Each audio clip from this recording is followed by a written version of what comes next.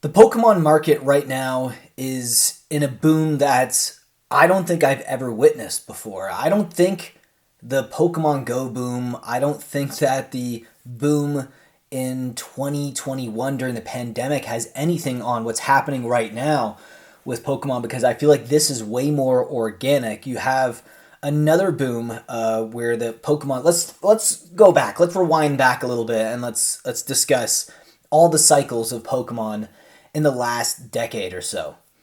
Now, Pokemon had its original boom, obviously, during their first run with the original base set, and then that was the Coast run, went all the way through till just before Skyridge. Things started to kind of trickle out. A lot of the people who grew up with Pokemon, they were getting a little older, getting into high school, and they kind of changed their hobbies, right? They became less interested in TCGs in general, and they had a lot of trouble kind of going to find a new audience, and I think a lot of them finding new audience was through their other various crossovers into video games and toys, and I wouldn't even say TV shows. I think video games probably did the best in terms of getting more Pokemon fans out there. Now, that initial boom was a long boom. It was probably like a 4-year boom for Pokemon. And then after that boom subsided, we went through an era of darkness with Pokemon. And some of the sets during this era of darkness are some of the most expensive sets ever created from Pokemon. Like, you're talking not just Skyridge, which is the tail end of Wizards of the Coast when that Pokemon game in general, the TCG was kind of fading out, but it went all the way up into the black and white era. You had Platinum, you had Heart Gold, Soul Silver, you had the EX era. There was a crazy amount of amazing sets, and a lot of these are the most sought after Pokemon cards now, even more than the Wizards of the Coast era, apart from maybe Skyridge. But even then, I would say it's probably the most sought after Pokemon cards from that era in general, because it was the dark period. That went all the way up to Pokemon Black and White, and even a little bit after Pokemon Black and White, we still went through a dark era.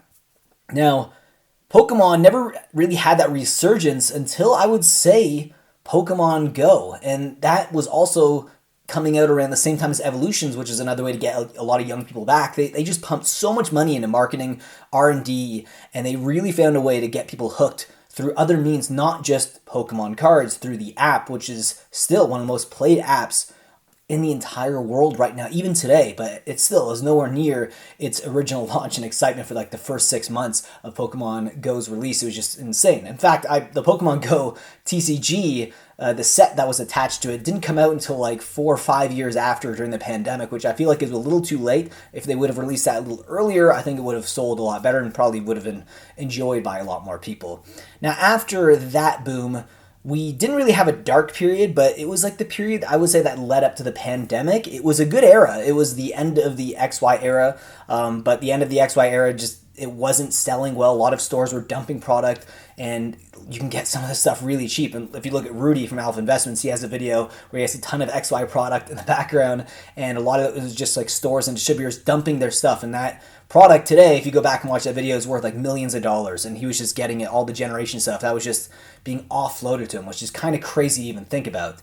And then after that, we had the Sun and Moon era, which, it was at the tail end of the Pokemon Go boom. It was still a really good set, and it was still very sought after, especially the tail end of it, which was right before the pandemic, which was like Team Up and Unified Minds, and these are great, great sets with great artwork, and it kind of combined just a really cool concept of, Pokemon being displayed in the same pack, the same artwork together, and it was really cool. And they had alt arts and everything as well. And then Sword and Shield era came out, and it was during the pandemic, but the hype of Sword and Shield in the beginning, it was okay. But then when Logan Paul and other influencers really started opening packs, getting people nostalgic again for Pokemon, even the older stuff, it had a massive resurgence. We saw scalpers in the parking lots fighting over Pokemon stuff. We had people buying out Costco's, buying out Walmart's. And the funny thing is, a lot of those products that were bought out, they didn't go down in price. They're actually going up in price. So a lot of these scalpers, if they held on to these products during 2021, they're still going to make money. Now, that era was crazy because after that, when things started opening back up at the tail end of 2022, 2023, that is when we started to see a bear market, and not just Pokemon, but in a lot of TCGs, including like Magic the Gathering and Yu-Gi-Oh! And there was other, card games that kind of fell off the face of the earth, like MetaZoo, right? Which kind of, to me, always felt like a little bit of a ripoff of Pokemon. So we went through a dark period again, but that dark period feels like it didn't last that long because now we are in another era where scalping is a thing. We didn't have scalping for the longest time. Even when Pokemon 151 first came out, there was a lot of excitement, but I didn't really see a ton of scalping going on until recently. Recently, if you find this on a shelf, you are one lucky cookie, because this right here, I bought it for I think $35 Canadian when 151 came out, and now they're about $70 US, so close to $110 Canadian for this right here. And I bought this about a year ago, so it wasn't even that long ago, and you're looking at 3xing your money on this right now, maybe even quadrupling your money at the end of this year. Who knows what's going to happen? Usually a lot of Pokemon products, they start to go up again around Christmas time. There's a little bit of a dump around Black Friday and they start to go back up again. So this is something that is being scalped right now. Crazy times. We're also having sets that have real demand based on artwork and cards like Twilight Masquerade. You have Greninja in here, which is maybe going to be the next Moonbryon. I don't know. It's really sought after right now, and products like this and the booster boxes tied to this set are also going up in price. So we're in an era now where scalpers are back. Pokemon products are not dumping at release and just going down and kind of like finding a bottom.